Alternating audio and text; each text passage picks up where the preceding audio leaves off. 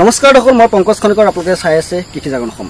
দৰ্শকসকলক আজি এজন ব্যক্তিৰ লগত চিনাকি কৰি দিম, যিজন এজন কৃষি বিষয়া। তেওঁ চাকৰি কৰা সমান্তৰালভাৱে খেতি কৰে, আৰু সেই ব্যক্তিজনক আমি চিনাকি কৰি দিবলৈ আজি আমি উপস্থিত আছোঁহি ধেমাজি জিলাৰ মাছখোৱাৰ যাদৱ মাধৱ দত্তৰ কৃষি ফাৰ্মত।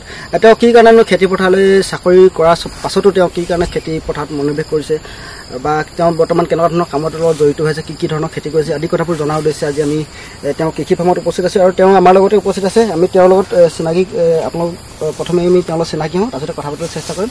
দাদা নমস্কাৰ। নমস্কাৰ। ভালে আছে? ভাল। ছাৰ, মই আপোনাক আমাৰ দৰ্শকসকলক জানিব বিচাৰিছোঁ, মই আপোনাক সুধিব বিচাৰিছোঁ, প্ৰথমে সুধিব বিচাৰিছোঁ, আপুনি চাকৰি কৰাৰ পাছতো আপুনি কৃষি ক্ষেত্ৰখনলৈ কেনেকুৱা এটা উদ্দেশ্য লৈ আহিলে, এই বিষয়ে আমাক অকণমান জনাই লওক।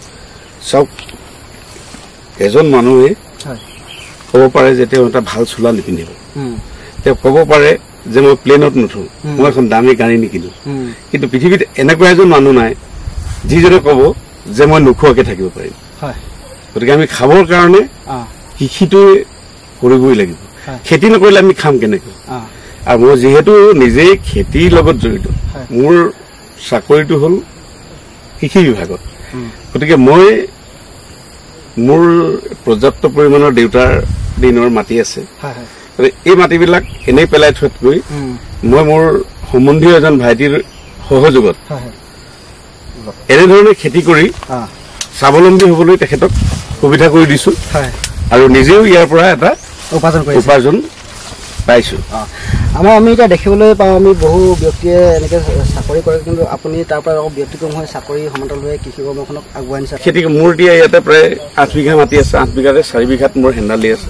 হেন্দালি দি মই ধুন্দুলি, দাংবডি, কোমোৰা, ভাত কেৰেলা, তিতা কেৰেলা, জাতিলাও আদি বিভিন্ন ধৰণৰ শাক পাচলি ইয়াত খেতি কৰি আছো। এতিয়া এই খেতিৰ পৰা মোৰ ভাইটিয়ে গড়ে দিনত একেবাৰে কম গড় হিচাপত 2000 টকা ইনকাম কৰি আছে প্ৰতিদিনত। গতিকে আমাৰ নিবনুৱা চামে মোবাইলৰ লগত লাগি থকা দেখি পাওঁ। আজিকালি মোবাইল সংস্কৃতিটোৱে তেওঁলোকক আমাৰ মাজৰ পৰা বহুত দূৰলৈ লৈ গুচি গৈছে। তেওঁলোকে যদি এই মোবাইল সংস্কৃতিটো এৰি কৰ্ম সংস্কৃতিলৈ আগবাঢ়ি আহে, খেতি কৰিব বিচাৰে, মোৰ উদ্দেশ্য সেইটোৱে যে তেওঁলোক আহক। মই এজন চাকৰি কৰা মানুহ হৈও কৃষি ক্ষেত্ৰখনত এনেধৰণে আজি গোটেই বেপাৰীয়ে মই বজাৰলৈ গ'লে কয়, ছাৰ আপোনাৰ দোকানৰ চব্জি নিজৰে গৌৰৱ অনুভৱ হয়। গতিকে মই সকলোকে অনুৰোধ জনাইছো, নিবনুৱাসকলে এনেদৰে পৰি থকা মাটিবিলাকত খেতি কৰিবলৈ লওক। খেতি নকৰিলে আমাৰ নিজে খাবতো নোৱাৰোৱেই, আৰু অৰ্গেনিক খেতি কৰি নিজৰ স্বাস্থ্যক মানুহে সবল কৰি তুলিবলৈ মই সকলোকে খেতি কৰিছে। এইবিলাক ৰাসায়নিকভাৱে কৰিছে নে? মোৰ ইয়াত ৰাসায়নিক সাৰৰ বিশেষ ব্যৱহাৰ নাই। মই গৰুৰ গোবৰ, গোটেই খেতিত অকল গৰুৰ গোবৰৰ পৰাই মই খেতিখিনি কৰিছোঁ। ছাৰ, মই এটা কথা আপোনাৰ পৰা জানিব বিচাৰিছোঁ। আমাৰ বহু চাকৰিয়াল আছে আমাৰ অঞ্চলবিলাকত বা গাঁওবিলাকত, তেওঁলোকে চাকৰি কৰে, কিন্তু আপোনাৰ দৰে কিছুমান ব্যক্তিক এনেকৈ কৃষি ক্ষেত্ৰখনলৈ আগবঢ়াই আনিবলৈ সহায় সহযোগিতা আগবঢ়াব পাৰেনে তেওঁলোকে? নিশ্চয় নিশ্চয়। মইতো ইয়াত সময় বিশেষ দিব নোৱাৰো। মই থাকো ধেমাজিত। মই ৰাতি আহোঁ, মই ৰাতিপুৱা আহোঁ। ধেমাজিৰ পৰা মোৰ ইয়ালৈ প্ৰায় 20 কিলোমিটাৰ দূৰ হয়। মই ৰাতি ইয়াত গুচি আহোঁ। গুচি আহি তাৰ লগত কি কি সুবিধা হয়, অসুবিধাখিনি কথা পাতোঁ, আৰু কেনেকৈ কিখিনি কৰিব লাগে দিহা পৰামৰ্শখিনি আগবঢ়াওঁ। ইয়াত মই গছপুলি এটা ৰোৱা নাই, মই এটা হাবি এডালো কাটি পোৱা নাই, কিন্তু এই গোটেই বেৰামাৰ বাঁহ, এই হেন্দালি 4খন হেন্দালিৰ বাঁহৰ যোগাৰ কৰি দিছোঁ, গুটি আনি দিছোঁ। মই সেইখিনিহে মই তাক হেল্প কৰিছোঁ, আৰু দিহা পৰামৰ্শ দি মই তাক খেতিৰ প্ৰতি আগ্ৰহী কৰিছোঁ। আগতে সি লোকৰ ঘৰত কাম কৰে, তাৰ এখন ঘোঁৰা গাড়ী আছে, সি ঘোঁৰা গাড়ী চলাই জীৱন নিৰ্বাহ কৰে। এতিয়া মই কৈছোঁ, তই কিয় লোকৰ ঘৰত কাম কৰিব লাগে? নিজৰ মাটি আছে, নিজৰ বাৰী আছে, তই কৰিছা। এতিয়া সি মাহত একেবাৰে কম, মই 60,000 বুলি নকওঁ, কিন্তু 40,000 ওচৰত পইচা সি ইনকাম কৰি আছে এতিয়া। আচ্ছা এই মই বেছিকৈ ক'ব বিচাৰিছোঁ জানিব বিচাৰিছোঁ এই কামটো আমাৰ যি গাঁওবিলাকত কিছুমান চাকৰিয়াল ব্যক্তি আছে তেওঁলোকেও কিছুমান তেওঁলোকে নিজৰ মাটি থাকে কিন্তু পেলাই বছৰ বছৰ ধৰি পেলাই ৰাখে তেওঁলোকে আপোনাৰ এই দাদাক যেনেকৈ নিয়োগ কৰিছে ইয়াত তেনেকৈ কৰিব পাৰে বুলি ভাবেনে আপুনি? নিশ্চয় পাৰে আচলতে মানুহৰ কাম কৰাৰ এটা মনোবৃত্তি লাগিব মানুহৰ প্ৰতি আমি মানুহ হিচাপে জীয়াই আছো এজনে আনজনৰ পৰিপূৰকভাৱে কাম কৰিবই লাগিব আমি মানে অজানিৰেও ইজনে ইজনক সহায় কৰি আছো গতিকে মোৰ কাৰণে যদি মই অকণমান কষ্ট কৰি দিলে কোনোবা এজন মানুহ যদি তেওঁ জীৱন নিৰ্বাহৰ প্ৰণালীটো এখোজ আগুৱাই যায় তাত মোৰ ক্ষতি কি ইয়াত মই পৰোক্ষভাৱে পইচাও পাইছো আৰু সি আগবাঢ়ি গৈ আছে দাদা এই যে আপোনাৰ মনলৈ কেনেকৈ আহিলে প্ৰথমতে এই কথাটো আপুনিতো বহুত দিন ধৰি এইবিলাক মাটি পেলাই ৰাখিছিলে সঁচা কথা ক'বলৈ হঠাৎ মন আপোনাৰ কৃষি এই যে এই খেতি পথাৰখনত কাম কৰে মানে খেতি কৰিলে ভাল হ'ব বা কোনোবাজনক লগাই খেতি কৰাওঁ এই চিন্তাটো মনলৈ কেনেকৈ আহিলে? এই চিন্তাটো আচলতে সঁচা কথা ক'বলৈ গ'লে মই সৰুৰ পৰাই আমি চব্জি খুব কমেই কিনি খাওঁ ঘৰতে কৰি খাই থাকোঁ লাষ্টত মই অনুভৱ কৰিলোঁ যেতিয়া মই আমাৰ প্ৰগ্ৰেছিভ ফাৰ্মাৰ দেৱজিৎ চাংমাই মুক্তা দিহিঙীয়া নিতুল শইকীয়া এওঁলোকক দেখিলোঁ আমাৰ ভৱেন হালৈহঁতক দেখিলোঁ তেওঁলোকে ইমান কষ্ট কৰি খেতিবিলাক কৰে তেওঁলোকেতো ধুনীয়াকৈ আজি সমাজত মৰ্যাদা সহকাৰে জীয়াই থাকিব পৰা এটা পজিশ্যন তেওঁলোকৰ আছে গতিকে মই ভাবিলোঁ এইটোতো ময়ো ৰিটায়াৰ হ'ম আৰু 4-5 বছৰ পাছত মোৰো ৰিটায়াৰমেণ্ট আছে গতিকে কি কৰিম গতিকে এনেধৰণে খেতিৰ লগত যদি জড়িত হৈ থাকোঁ নিজৰ স্বাস্থ্যও ঠিকে থাকিব বুলি অনুভৱ কৰিছোঁ আৰু ৰিটায়াৰ পাছৰ সময়খিনি মানে ভালকৈ পাৰ কৰিম বুলি ভাবি আছো সেইটো মানে সেই প্লেনিং লৈ এতিয়া এই খেতিত এতিয়াৰ পৰা আত্মনিয়োগ কৰিছোঁ খুব এটা ভাল কথা ছাৰ আমি দেখিবলৈ পাওঁ বহু আমাৰ নিবনুৱা যুৱক যুৱতী আছে তেওঁলোকে ঘৰত থাকে আৰু বহু যুৱক যুৱতীয়ে ঘৰৰ মাটি বাৰী থকা স্বত্বেও বহিৰাজ্য বা কেৰেলালৈ এনেকুৱা ৰাজ্যবিলাকত কাম কৰিবলগীয়া যায় তেওঁলোকে আপোনালোকৰ দৰে এনেকৈ যিবিলাক মাটি আছে কৃষি কৰ্ম কৰি সংস্থাপিত হ'ব পাৰে বুলি ভাবেনে?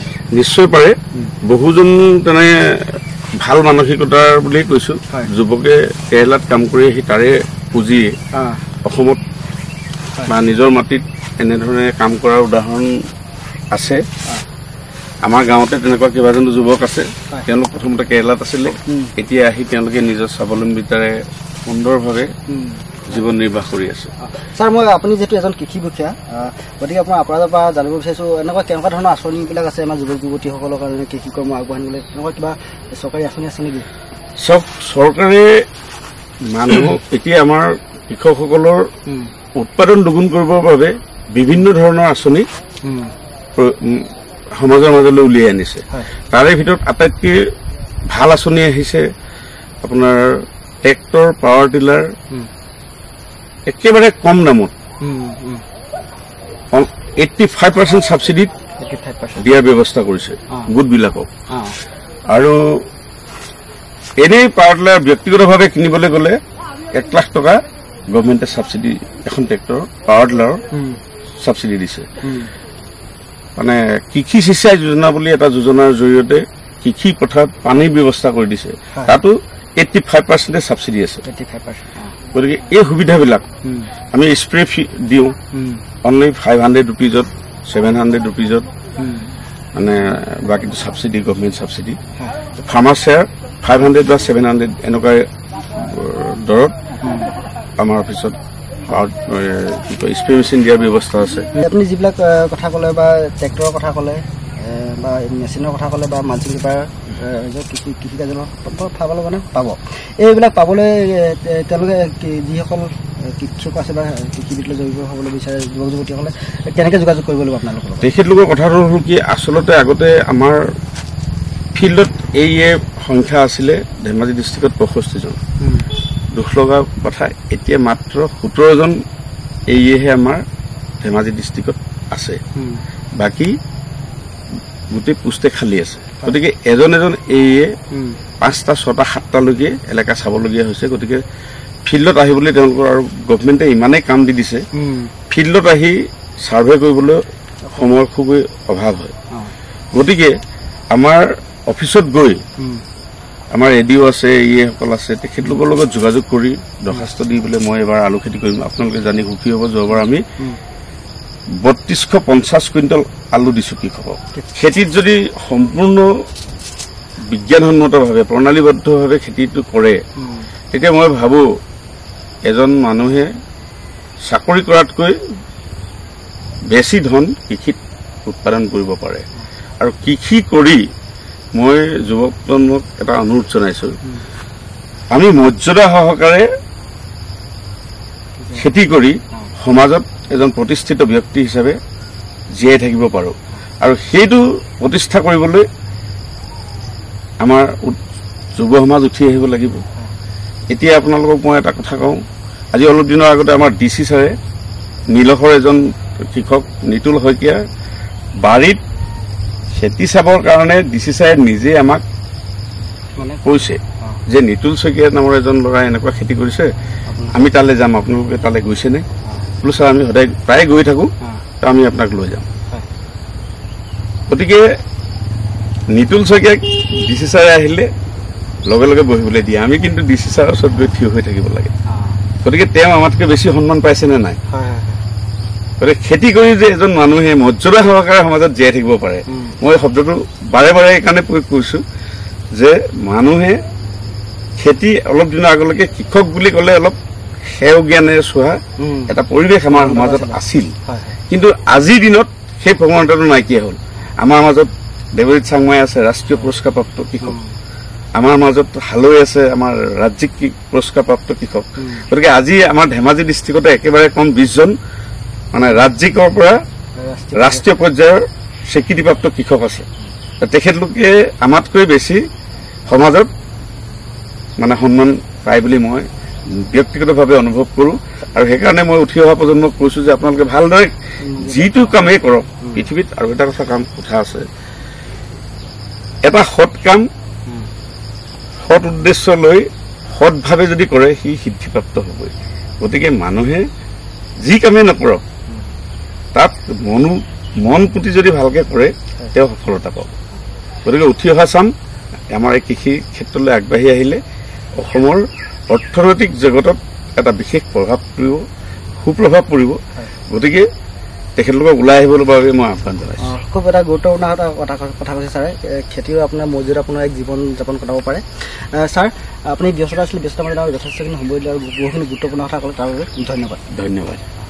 এইখিনিতে তোমালোকৰ কৃষি জাগৰণৰ দ্বাৰা মই এই অনুষ্ঠানটো চোৱা সকলোলৈ ধন্যবাদ জ্ঞাপন কৰিছোঁ। দাদা নমস্কাৰ, আপোনাৰ নামটো? মইনা দত্ত।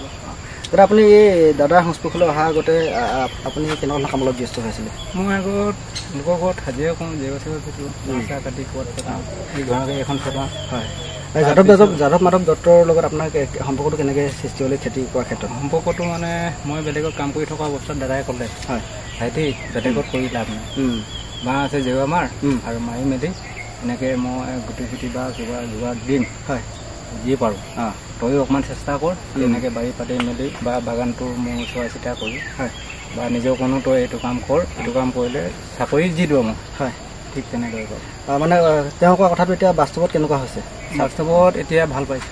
কি হৈছে নে চাকৰি কৰা নিচিনা লাগিছেনে? লাগিছে। ডেইলি 2000-2500, কেতিয়াবা 3000 চুইছোঁ, হয় হয়তো কেতিয়াবা কোনোবা মাহত এদিন বা দুদিন হয়তো 2 টকা কমিছে, কিন্তু হ'লেও বেছি ভাগ পাইছোঁ। হয়।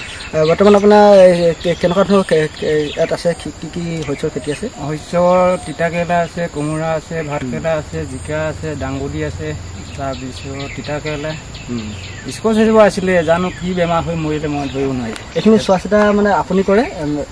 দাদাই আহে যে এইটো এনেকৈ কৰিব লাগে, তেনেকৈ কৰিব লাগে, অকণমান ৰাতিপুৱা গধূলি দেখুৱাই। হয়। আৰু ইয়াত মানুহ লগাইছে আপুনি? মানুহ আমাৰ ঘৰত 3টাই লাগোঁ আৰু আমাৰ পৰিয়ালটোৰ কথা, আৰু 2জন মানুহ মোৰ লগত প্ৰায় থাকে। হয় হয়। কাৰণ ইফালে ক'ৰবাত দাদা কিবা এটা হ'ল বুলি ক'লে আকৌ তাক লৈ মই যাবই লাগে, বাগানতে হওক বা বাৰী ঘৰে হওক, হয় বা বাহনী বাৰীতে হওক। হাজিৰা যেতিয়া কৰিছিলে আৰু বৰ্তমান আপোনাৰ পাৰ্থক্যটো কেনেকুৱা? তাত ভাল আছে নে ইয়াত ভাল লাগিছে? তাৰ ডেইলি গ'লে কৰিলেহে পাওঁ, কিন্তু ইয়াত 2 দিন মই জীয়াবলৈ পাইছোঁ। আৰু নিজৰ স্বাধীনমতে কাম কৰিছোঁ। হয়। মানে আৰু আপুনি এইবিলাক কৃষি, আপোনাৰ দাদাজন নিজে কৃষি বিষয়া, হয় কিবা সহায় সহযোগিতা পাইছে? সহায় মানে মোক দাদাই এইটো এটা ত্ৰিপাল দিছিলে, মালচিং এইটো দিছিলে। তাৰপিছত আপোনাৰ এই হেণ্ডালি বাঁহ দাদা ভয় কাটি মেলি মই আনিছোঁ। হয়। ভালকেইটা জেওৰা ভেটি দিছোঁ, ভাল অলপ বেচিছোঁ, আকৌ ইয়াত সেইখিনি কাম কৰিছোঁ। তেনেকৈ। ধন্যবাদ দাদা। নমস্কাৰ।